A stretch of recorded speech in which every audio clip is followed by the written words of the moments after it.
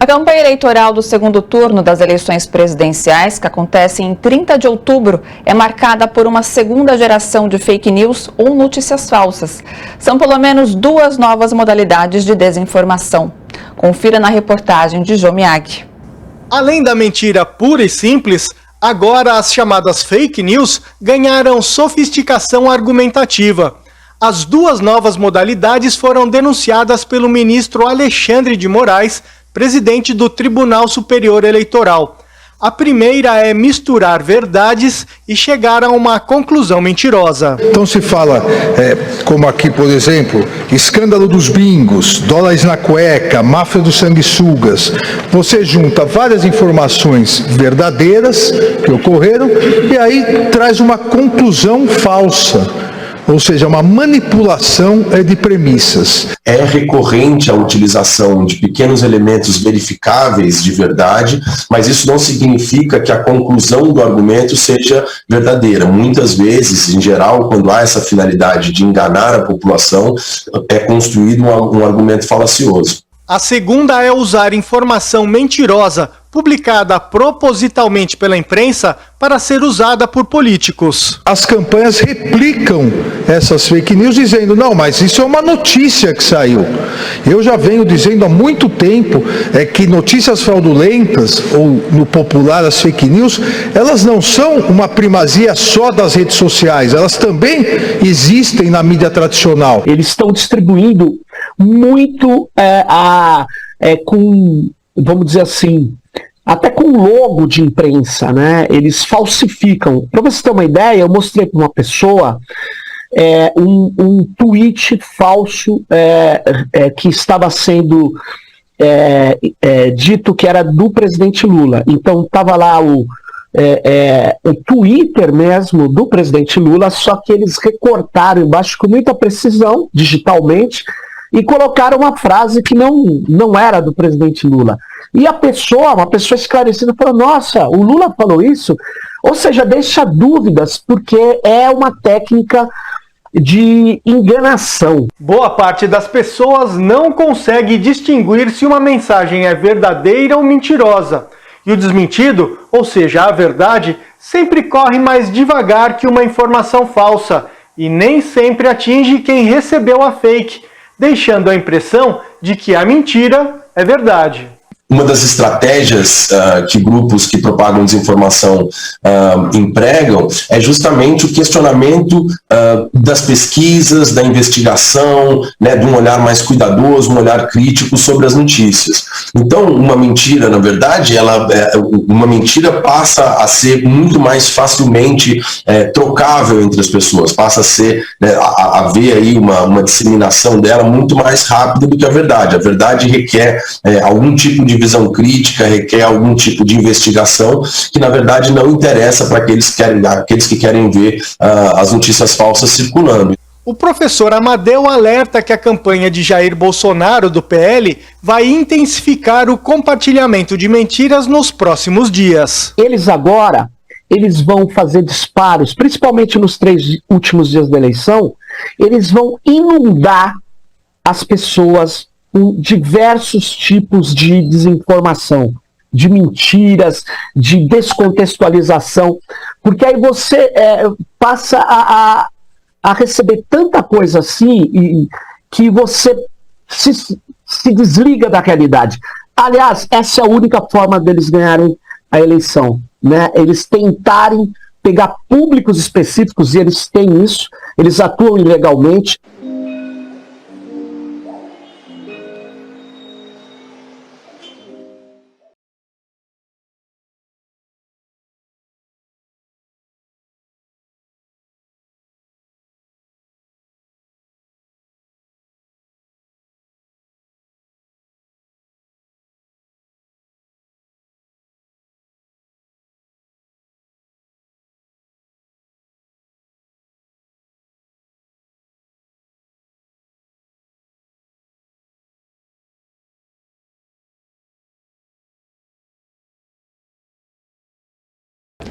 Nesta semana, Jair Bolsonaro voltou a atacar o sistema eleitoral e, em discurso no Rio Grande do Sul, convocou seus eleitores a permanecer na região das sessões até a apuração dos resultados do segundo turno no próximo dia 30.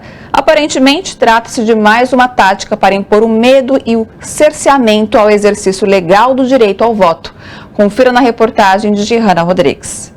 Faltando 2 semanas para o segundo turno, Jair Bolsonaro volta a adotar um tom de ataque ao processo eleitoral brasileiro e tem convocado seus eleitores a ficar nas zonas eleitorais após a votação, o que é proibido por lei. Dos últimos dias para cá, a gente está entrando numa segunda fase, que é uma fase que antecede o segundo turno, na qual ele já vai vislumbrando que realmente não é possível ele ganhar as eleições. As pesquisas que tem toda uma base científica já estão apontando isso, e ele já começa a se comportar, né, em escalar para poder manter essa bolha bolsonarista dele, mas manter também, né, enfim, uma adesão nessas milhares de pessoas que votaram nele no primeiro turno, e ao mesmo tempo se cacifar como essa liderança de extrema-direita para a América Latina, para o mundo, né? Então, enfim, é uma tragédia. Para a Jandira, que é secretária de Direitos Humanos da CUT, ao questionar as urnas eletrônicas, Bolsonaro tenta criar uma guerra política e impor medo na população. Para contrapor esse discurso, é preciso ir para a rua apresentar propostas reais para o povo. Fazer campanha junto à classe trabalhadora, às mulheres, aos negros e negras, nas periferias, apresentando propostas concretas para o Brasil e combater firmemente essas mentiras, falsas notícias e esta dúvida caluniosa, né, que ele coloca sobre a questão das urnas eletrônicas, que é um sistema comprovado no Brasil e internacionalmente como um sistema absolutamente seguro e democrático, né? No primeiro turno das eleições, a abstenção chegou a 20% do eleitorado.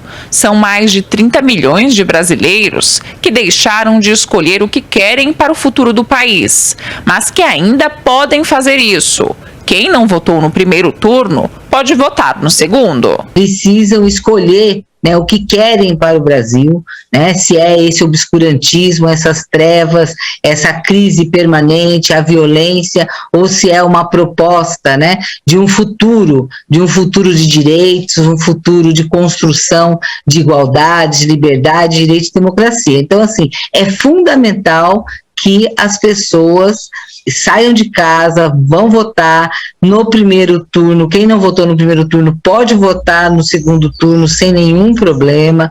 Quem votou branco ou nulo, é hora de pensar, quer dizer, de avaliar as propostas, de conhecer, de ouvir, né, o que está em jogo para o futuro do nosso país. Até agora, as Forças Armadas não divulgaram o relatório de fiscalização das urnas, sendo que o Tribunal Superior Eleitoral já constatou a integridade do sistema.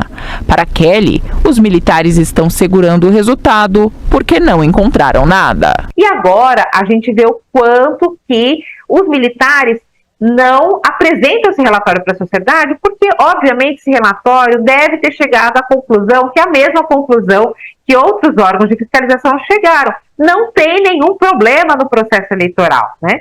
Então, preciso também a gente colocar em xeque as Forças Armadas, o Exército, os militares, que colocaram, né, uma instituição do nosso país dentro deste golpismo e a serviço dos interesses de Bolsonaro.